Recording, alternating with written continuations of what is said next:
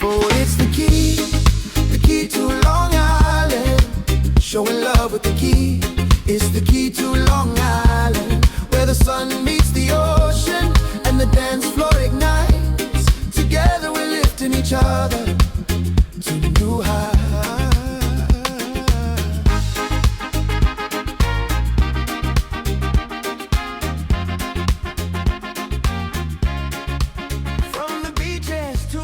We can feel the vibe, each dance, each smile, magical stories collide. Welcome to the new show, The Key to Long Island. Here with me right now, Akil Shabazz. You guys may know him as DJ Shuttle.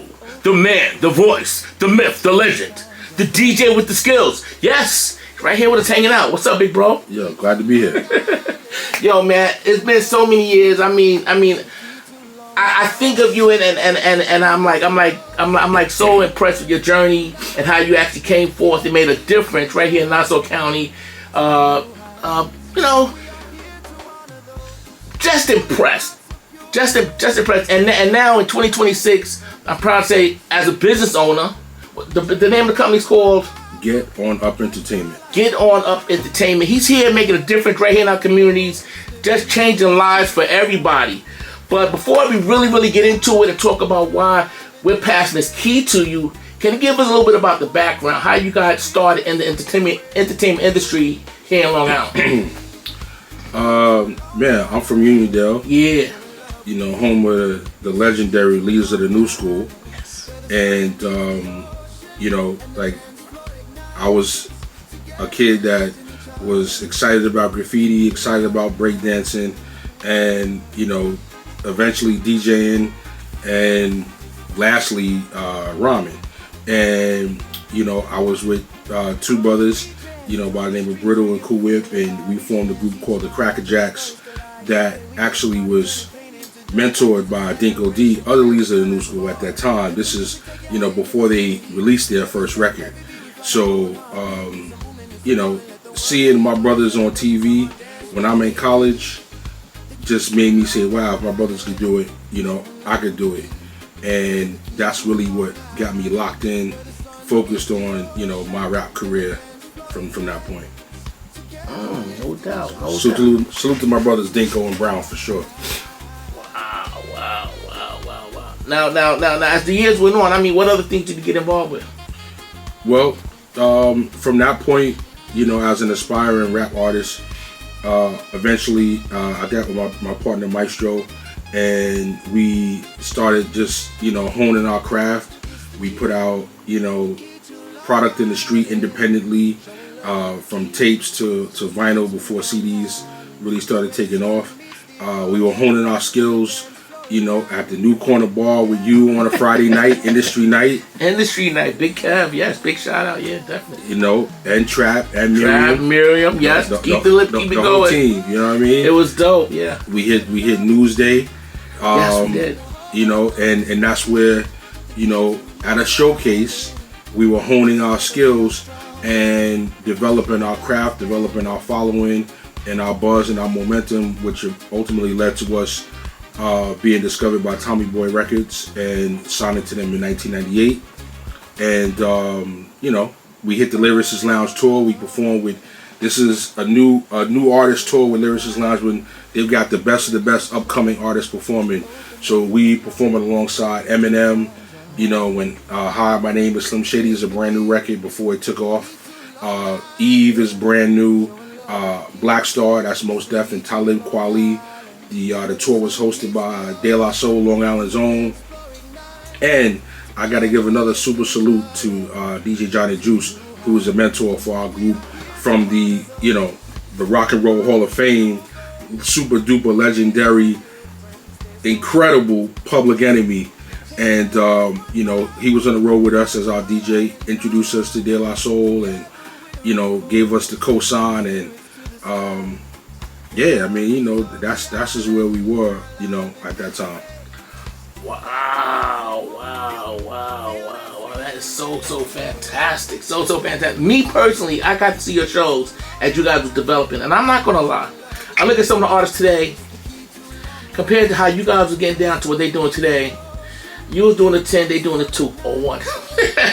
What inspired those performances that, you know, back in the day when you guys was getting, I mean, you guys came strong. Y'all were coming with it. What inspired that energy? Well, I think that, you know, one of the differences that you have from today that you didn't have then, like you asked me how I got started. Like, we actually had mentorship. So we had someone that, you know, that taught me the importance of how to write songs and song structure, to you know, how to put an album together, the importance of how everything was interrelated to everything, like nothing was independent in its own. And, you know, again, Leaders of the New School were recognized as one of the greatest performers, you know, when they were in their heyday. So that what I was saying was one of the biggest influences. And I always appreciated artists that could perform and sounded just as good as the record. And, you know, I always saw KRS-One as the best performer. He's someone that, you know, I used to, you know, watch over and over and over how he performed, how he engaged, you know, every little thing. And I'm just a student of the game too. And, you know, one thing I also learned at a young age, even if you can't be successful putting out new music, these other rock and roll artists, they don't put out a lot of new music, but they continue to perform and tour based on their catalog. And this is something that I learned very early on in my career. So I knew if you did nothing else, you had to be able to perform. And another thing, coming from Long Island too, we would be performing, you know, Brooklyn, Queens, Bronx, Manhattan, and it wouldn't really be a whole lot of people with us. Whereas, you know, somebody performing from Brooklyn might have a squad of people. So it's like we had to be 10 times better to make sure that people was going to show the love, because if we wasn't, it was going to be easy to say get out of here. Wow. You know what I mean? Wow. Honestly, as a person who saw it live the years ago, amazing show. I mean, I can't even do none of the stuff they were doing on that stage where they was moving around. It was fantastic. Little known fact. Now, little known fact. Yeah. On a performing tip too, we actually, a few months before we signed to Tommy Boy, we actually performed at the amateur night at the Apollo. I didn't know that. We actually got first place, and Talent was hosting it, and they told us like that was the first time that a rap artist or a rap group had got first place in so many years. Like, it was so long ago they couldn't remember how recent it was. We made it to the 3rd round out of 4 rounds. Yeah. And shout out to everybody from Long Island and Unida that came out and represented for that. That was big. Wow, that's awesome. And as time moved on, I hear that when you started Get On Up Entertainment, what year was that?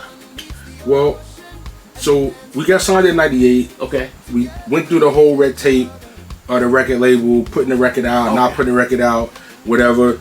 They put a record of ours on a compilation album in 2000, and we agreed to get out of the deal. By 2001, I said, I'm gonna fall back to my first love, which was DJing.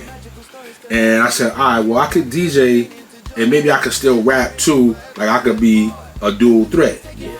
And I saw other rappers have made the transition. By that point, Q-Tip was DJing, doing parties. Biz was getting big, doing parties. So I'm like, yo, these guys are doing it. Maybe I could do both, So I did it for a couple of years and was still rapping. But by 2004, I'm like, all right, this is a young man's game. It's not like now where, new rappers were 30 and 40 years old. At that point, you reach 30, you gotta kind of find something else to do. So by 2004, I committed and locked in to say I'm a DJ full time. Formed the company, did the website, and said, this is a lot more efficient way to go because, you don't have the politics of the music industry when it comes to doing private event DJing, where, people want you for an event, they give you a deposit, you show up, you get paid. And I like that system. You know what I'm saying? That's a good system. That's a good system. It's a great system. I know you like it. I mean, what gives me? I'm a business owner, and I'm business owner for over 20 years. My brother Shuttle, and the thing is, it's not easy running a business. Can you tell me about some of the challenges that it was, you know, as far as running the business here in Long Island, as far as get things started, get things moving? Man, I think that for me, one of the challenges was that I was kind of moving in at an age where, as a DJ, people really needed to know you were a DJ like years before already. So, you know, coming from being a rap artist to being a DJ, like I said, it was a couple of celebrity DJs, you know, that were artists that were doing it, but at that time, it was just, you know, being able to have people see me in a different light. Like, it took a while, and I wasn't really that great, you know, at the beginning. So the time, the dedication, the effort, the 10,000 hours to become a master at your craft, you know what I'm saying? Like, it was really that, I think, which was the biggest challenge. But you know, clearly I was up for it, and you know, and I was so happy to see brothers that knew me and said, "Wow, word, you gonna start DJing?" And then they come to parties and were like, "Yo, I guess that DJ thing worked out for you." So, you know, I would say that's the biggest. That was the biggest hurdle. Now, fast forward 20 years later, the growth of the company. I mean, how did it feel to see the growth of the company after you put in all that hard work? As far as and tell me about some of the people that supported you along the journey. Wow. As far as looking back at it and the growth, it's hard to be honest with you, because I'm the type of person that's always looking at the next thing, and I'm never really comfortable. I'm never really satisfied. I never like, you know, wow, I did that. You know what I mean? I'm always looking like, what more can I do? So, you know, so I don't know. I don't really know what to say other than I'm just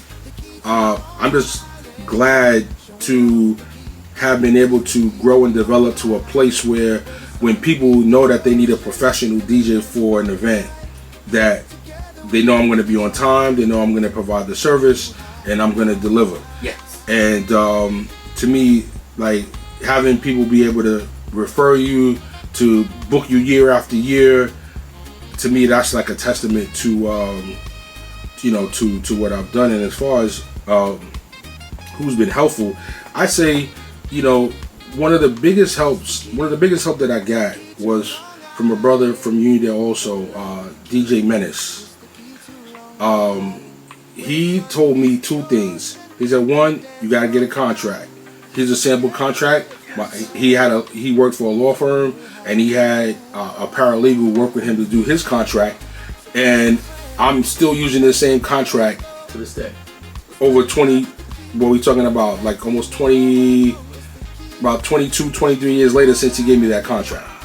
You know, I've tweaked it a little bit here and there, but that was the number one thing. You gotta have a contract, you gotta get a deposit, boom. So that was super official and important, because there's been plenty of people that have booked me, have made a deposit, and said, don't worry about it, we're not gonna have the event.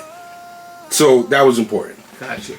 Number two, from the DJ side, and this is a tip to anybody that's an aspiring DJ, you might want to listen to this. He's like, man, just like, as you're starting out, make your music in 20-minute sets. You know, do a 20-minute old school hip hop, do a 20-minute old school R&B, a 20-minute disco, a 20-minute this, 20-minute that, and do enough of those. And when you feel like you've done all the genres you want to do, then go back to that same genre and do another 20 minutes, but don't repeat the songs. And then record yourself. And once I did that, my skill jumped from here to there. You know, and it was an astronomical difference. And What a gem. you know, yeah. So shout out to my brother DJ Menace. Wow. I don't know if you guys heard that. He dropped a few gems right there, guys, as far as contract, keep the business. A lot of us don't keep it business, and things just don't quite work out sometimes because we didn't keep it business. But contracts, do it the right way, make the big difference. Even with your friends. Yeah, even with your friends. I got another one I want to bring up. Team Incredible, Craig Herring.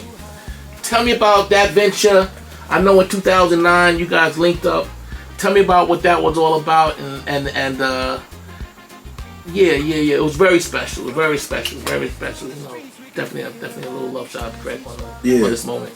Yeah, definitely. I mean, man, Craig Herron, like you can't even put into words his impact on Long Island, his impact for me personally, and just so many people.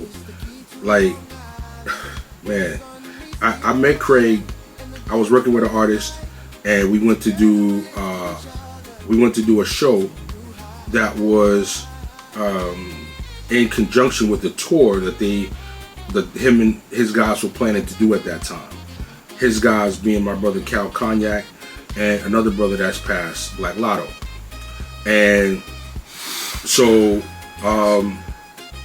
so the show was to see who was the best of the best talent that would be on this Unsigned Explosion tour going city to city, state to state. And I love what they were doing so much.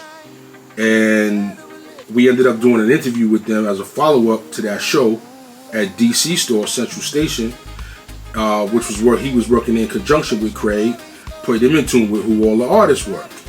And I know DC from years ago. We did our first show at the Hempstead Movie Theater in 1996. Wow.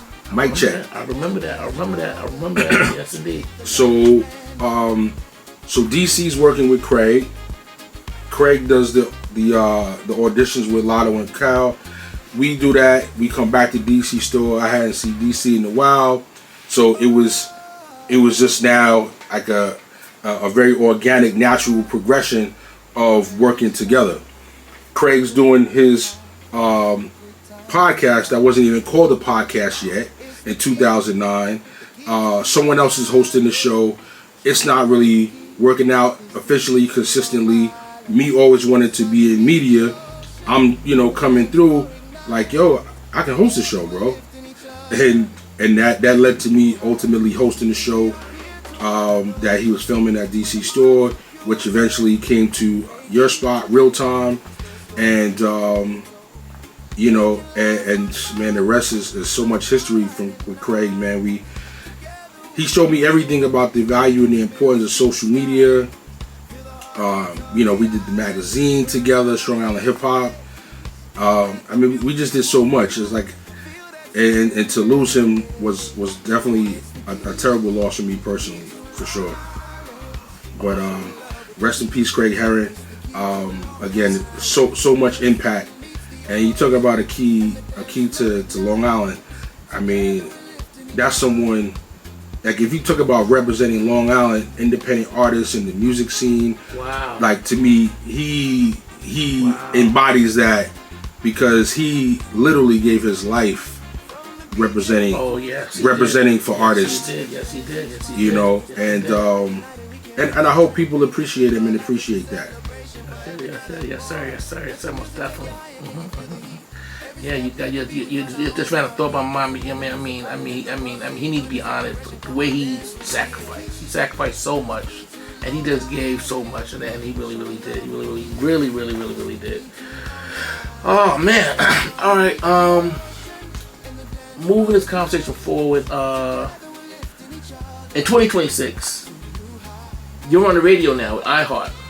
Yes, sir. Let's talk about that a little bit, and how did that all come to be as far as join? I believe it's 108 Soul. 108 Soul. Yeah, yes. Yeah. So 108 Soul started as much along the lines of something I think Craig would have eventually did.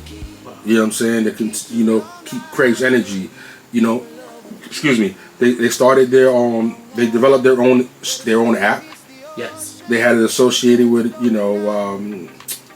all of the platforms. iHeart. No, not iHeart, but iTunes. Okay. And all those other places you could stream, right? Mm-hmm. And I would bet, if Craig were alive, we would have had a Strong Island Hip Hop app.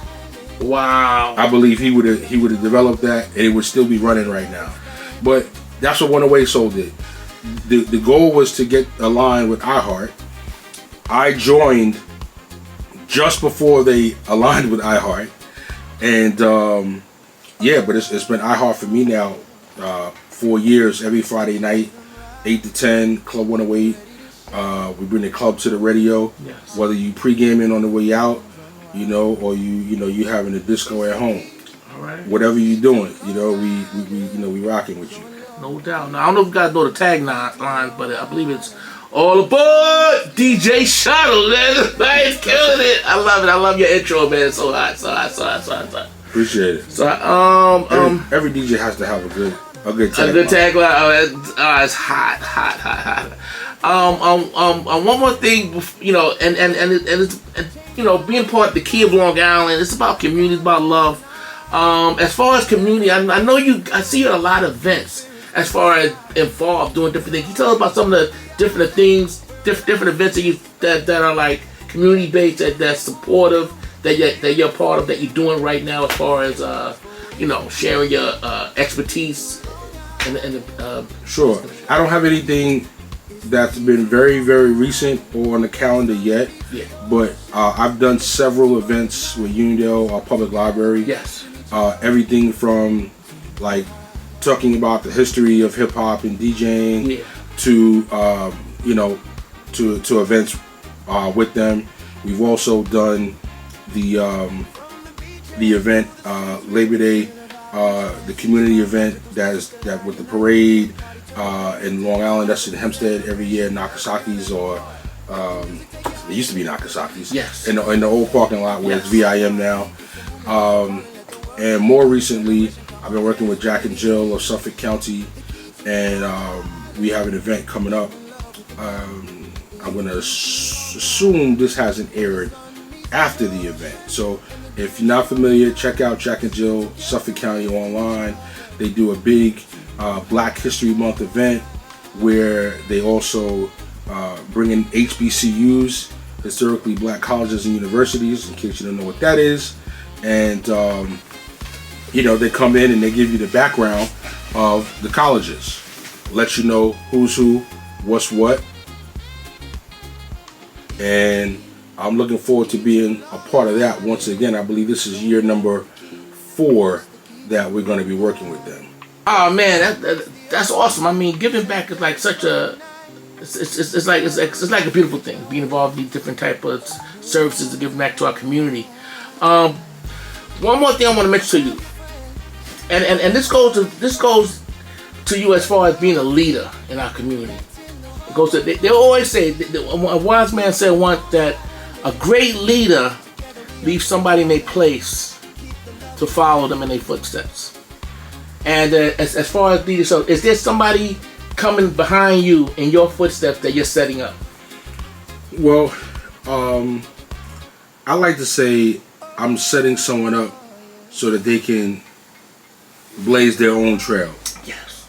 Versus following my footsteps per se. And the young brother's name is DJ Raffi, and he's from Hempstead. I met him. His parents are actually good friends of mine. They're neighbors to my cousin Shamika. And the long story short is the mom's told me he's starting to get interested in DJing and doing his thing a little bit, but she knows he needs some coaching and somebody to work with him. Long story short, he tells me how much he's doing for his family and holding his family down, and it just showed me the type of quality of person he was, and that he was someone that, like, I want to help people, but I want to help people that are deserving of the help. Wow. I'm not gonna lie to you. I can't help everybody. I understand that. But a person that shows that they're a quality person even before we get to the talent is the type of person I want to help. And first of all, he comes from good stock. His parents are great.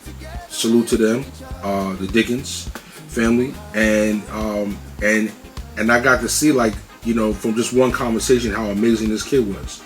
And I was like, yo, this kid's in my life for a reason. And I'm going to mentor him. I took him to the first event. He gets on the mic. He's dancing with the kids at a Sweet 16. I'm like, yo, that's exactly the energy I needed. I wouldn't have been able to do that. You know what I mean? And it is so important that, when you're the elder, that you don't ever know too much to learn something. You know what I mean? And even though there's a lot more that I could probably teach him at that point in time, there's still stuff for me to learn. There's still skill sets that he's gonna have that I didn't, and he had them. You know what I mean? And I'm able to gladly receive them and say, hey, yo, Raph, I got something, I need you. You know what I mean? And yeah, and I mean, you know, that was 6 years ago. You know what I mean? And I was able to introduce him to the catering hall and corporate event business. Help him get his standards up. And you talk about paying it forward. That same contract that my brother DJ Menace gave me, guess what I did? Wow. I gave him that same contract. Faster than wrong. I gave him that same contract. And big shout to my brother Sean Davis, Real Time, celebrating 35 years. You know, it's ironic that you're giving people the key to Long Island when you're definitely one of the pillars. I remember when you had your first location in Hempstead upstairs, and I was deciding if I was gonna really retake rap serious. I was trying to take it serious, then I went away to college. I saw Leaders take off, and I'm like, maybe I'm gonna pick it up again. And that was one of the steps in my journey to say, maybe I'm gonna take it serious. Wow. You know? And you've done a lot of great work for the community. Oh man, thanks, man. Thank you. Yeah. So, you know, we all are doing the best that we can, and you know, and that's all that we can do. You know, like you mentioned, paying it forward, providing a blaze for somebody behind you to trail and do their thing, and you know, and that's what it is. But I'm happy to be a gatekeeper. They told me I was a gatekeeper. I like that. I like some gatekeeper. They told me I was, but the people that said I was a gatekeeper weren't saying it in a positive way, though. They weren't saying it in a positive way. Man, you are the gatekeeper, and you make such a big difference to our community here in Nassau County, in Long Island, and you started your journey here in Long Island. You know, a lot of people like to say, oh, I was in Brooklyn, I was in Queens. You said you was from Uniondale. I heard that first thing you said. My journey started in Uniondale, and that's like incredible. Claiming this Nassau County right here. Now, I don't want no problems with my moms though. I am originally from the South Bronx. Oh, okay. and when you talk about performances, right? We talked earlier about that. Yeah. That's also why performance was a big deal to me, because like I didn't get introduced to rap music with Video Music Box or MTV or or TV. I got introduced to hip hop on the street in the Bronx. Wow. In the late 70s. We learning more and more stuff as we go along with this show. Yeah. So that's my introduction to hip hop. Wow. Is South Bronx, where my grandmother's from. Wow. 163rd and Kelly Street, and like that's where I first saw hip hop. Wow. Block parties, the streets blocked off. Yeah. They got the turntables. They got the big speakers. I remember. You understand what I'm saying? You know what? I came from the city also. I came up from Brooklyn. And it's just like you said. The block parties, the big boom boxes, the DJs, the crates, the fans on the amps. Facts. It was like, yo, boogie, oogie, it was just rocking and rolling, thumping up the whole block. But anyway, simply awesome. I moved to Long Island when I was 13 years old though. And those teenage years, when you moved to Long Island? I was 8. Wow, 8 years old. All right, cool. But even though I was here, I would say if there are 52 weeks in a year, half of the year, every weekend, you was in Bronx. I was in the Bronx every weekend until I was probably at least 13 or so, when I finally got fully acclimated. Yeah. Had a bike and would ride around and things like that out here. Wow. It took some time to adjust. I didn't really like it. I ain't gonna hold you. I got you. I like stickball in the street. Yes. I like Skelly. I like off the wall. Yes. It's like I like this. It's just a whole different vibe. So so I was happy to go back to the Bronx, to my friends in the Bronx. And to the block parties. They were dope. I didn't say it wasn't dope. They were dope. But culturally, impressive type love going on in the city. I would never act like Long Island ain't raised me though, because Long Island absolutely, gave me the diversity with people, understanding, how to move. My introduction to, even though I got introduced to seeing hip hop, actually doing it never happened until I was in Long Island. Like, wow. I wasn't rapping in the Bronx. I started rapping when I was in Long Island. I learned myself how to DJ in Long Island. My mentorship came from people in Long Island. So, it's definitely, Long Island, is definitely my heart.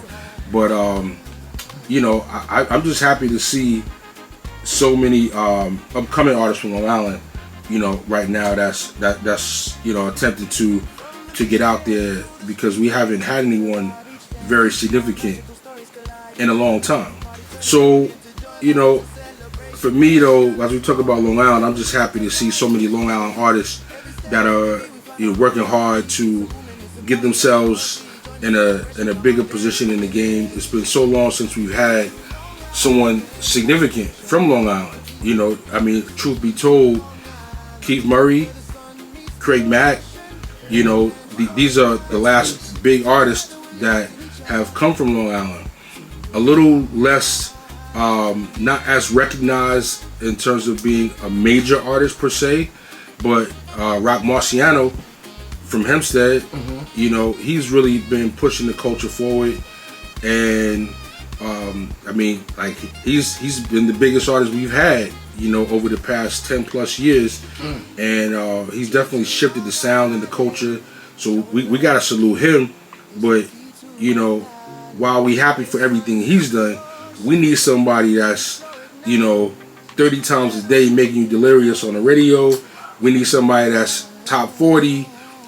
Top 100 on Billboard. We need one of those from Long Island. Wow. We need multiple of those from Long Island. Wow. You know what I mean? And so I've done my part to host mixtapes, do events. With Craig, Team Incredible, with DC Central Station, and DA the Future, the Earwax. So I've done my part to be part of the culture and keep the pulse. And that's something that I'm going to continue to do. Listen. One more quick thing. This man wears so many hats. As far as music, are you working with an artist right now? Yeah. I'm working, a little bit about that. Yeah, I'm working with an artist from Colombia right now. I don't know if you've seen it, but Latin music right now is essentially taking over. Yes. Taking over. So that's Super Bowl. There you go. And it's not taking over after the Super Bowl. It was taken over before, which is why he was at the Super Bowl. That's right. So, but I'm working with an artist from Colombia. His name is JK. Okay. His new single is called La BM. Okay. It's all in Spanish. I know some of what he's saying, but I don't know all of it. He got a translator that mixes and produces his music.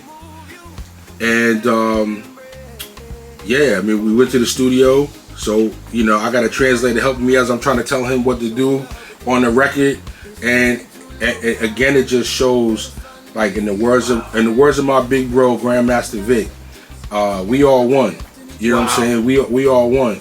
And if we have something like music that can universally bring us together, I'm here for that. Gotcha. I'm definitely here for that. All right. Listen, without further ado, we'd like to claim you as our own right here in Long Island. And we want to thank you for your journey and thank you for everything that you have done. Representing what you have as a man, your business, the way you gave back to the community, the way you helped inspire so many young people along the way. We'd like to present to you what I have here, the infamous Key of Long Island. Thank you so much, brother. All right, I'm gonna take this home. Oh no! I'm gonna take this home, and I'm gonna hang it by the front door. Now we talking. I'm gonna hang it by the front door. I have to mention this if I can. Yeah. South by Southwest, the biggest music festival If you're an artist, if you're a producer, a DJ, engineer, a record label owner, manager, media, etc., etc., this is definitely a place you should be. I'm working with a company called Making It Mag, based out of Atlanta. I'm actually an A&R for the company. It's a digital and print magazine. They also mentor and help artists with opportunities for paid performances, etc. I've been working with the company now for a number of years.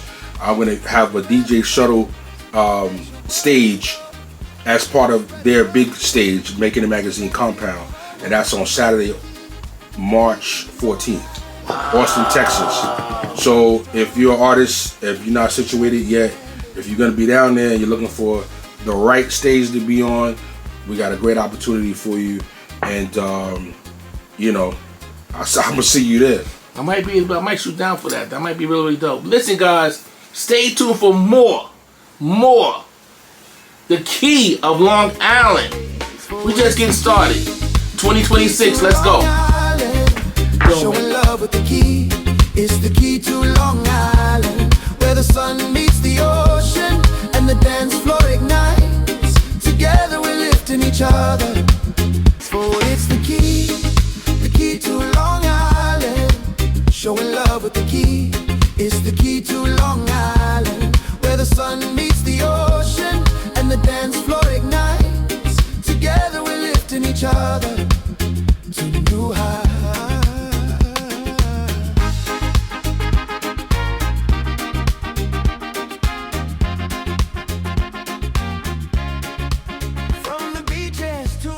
We can feel the vibe, each dance, each smile, magical stories collide. United we can party, turning pain into joy. Life is a